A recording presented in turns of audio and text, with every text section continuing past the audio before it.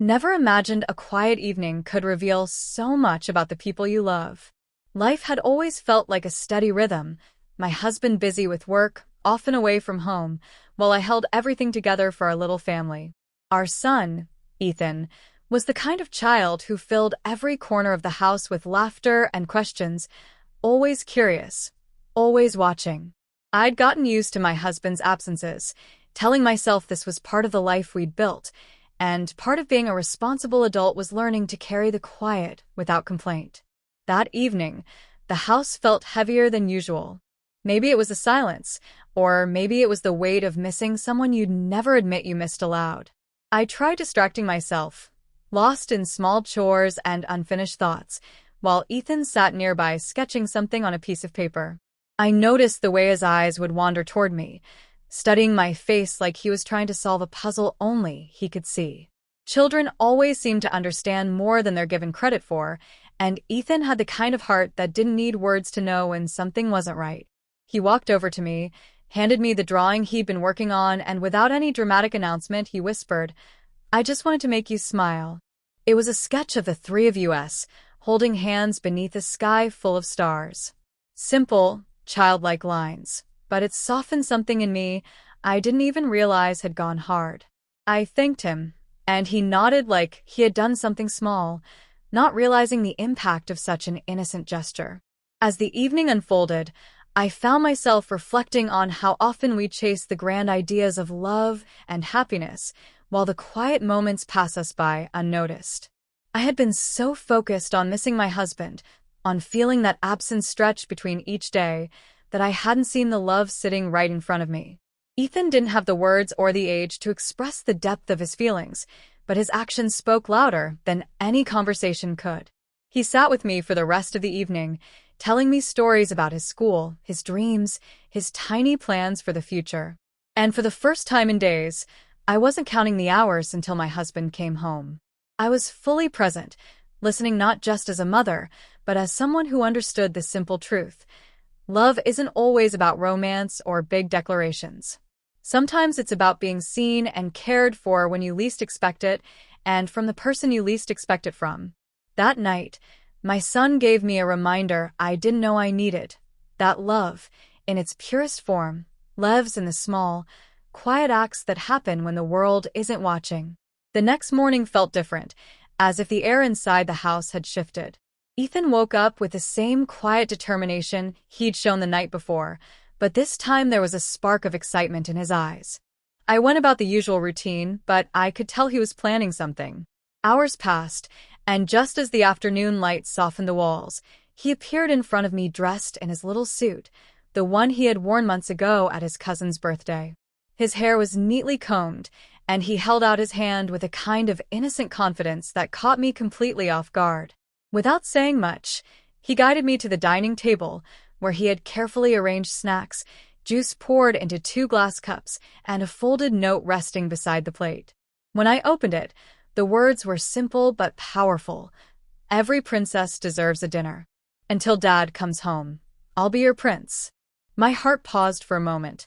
It wasn't the setup, it wasn't the snacks, it was the thought behind it, pure, selfless, and deeply moving. Ethan, in his small world, understood something many adults forget, that love is about presence, not perfection. The way he watched me during that small dinner made me realize he wasn't playing pretend. In his mind, he had stepped into the role of making sure I felt valued, cared for, and not alone. I listened to him speak about his day, about school, about silly dreams of building a rocket, but all the while he checked in on me, asking if I liked the juice, if I was comfortable, if I felt happy. His kindness was so natural, it didn't feel rehearsed or borrowed from something he saw in a movie. It was real. The silence that had weighed heavy on me the night before was now replaced by quiet comfort. In that moment, I wasn't thinking about my husband's absence or the usual responsibilities that seemed endless. I was only thinking about how fortunate I was to witness such honest affection from someone so small, yet so full of understanding. Ethan had given me a gift no special occasion could replace, the feeling of being seen, appreciated, and loved without any conditions. That evening, I didn't feel lonely. I felt grateful. My son, without even knowing the depth of what he was doing, reminded me that love doesn't always arrive wrapped in romance or grand gestures. Sometimes, it shows up in the most innocent forms, delivered through pure intentions and simple actions. And in that purity, I found a love more genuine than anything words could capture. The days that followed stayed with me, not because of anything extraordinary, but because of the quiet clarity they brought. Ethan's gesture had settled into my heart, stirring thoughts I hadn't given enough attention to. It wasn't about filling the space my husband had left during his absence. It was about understanding how love could shape itself into whatever form was needed in the moment. That night, Ethan didn't just make me feel less alone. He unknowingly taught me that love wasn't waiting to be offered by someone else. It had always been present, quietly standing beside me. I found myself thinking about how often we miss these subtle lessons. Adults tend to complicate love with conditions, timelines, expectations, and assumptions, but Ethan, in his simple world, saw it only as the desire to make someone happy. His actions weren't driven by obligation or the need for recognition. They were driven by pure affection. He didn't ask for thanks, didn't expect praise, and never once hinted at wanting anything in return. That kind of sincerity is rare, even among grown people. Later that week, I decided to write a letter to my husband, not to highlight his absence or the loneliness that occasionally crept into the house, but to share the piece of life he had missed. I told him about the small dinner, the suit, the note, and the way Ethan had filled the silence without trying to replace anyone, but simply by being himself. My husband's reply came a few days later, simple but sincere, promising he would make more room for moments that mattered. But the real shift wasn't in the words exchanged between us. It was in the space I allowed for gratitude. The kind of love I had experienced through my son was the kind that softened sharp days and filled the quiet with warmth. It showed me that love isn't always about being swept off your feet. Sometimes it's about being held steady when the world feels uncertain, even if the one holding you has small hands and a heart too big for his age. That small moment, that small gesture, realigned my understanding of what it means to feel loved. Love wasn't missing from my life. I had just been looking for it in the wrong places. I realized I'd been so focused on the idea of what love should look like that I nearly missed what was already around me, steady and unshaken. Ethan had given me a memory that would outlast any lonely night, and a reminder that sometimes the smallest hearts carry the deepest love. When my husband finally returned, the house felt whole again, but I was no longer carrying the same quiet ache I had before. I shared everything with him, every small detail of that evening when Ethan, without any prompt or plan, had chosen to step forward and fill a space with nothing but kindness and pure intention.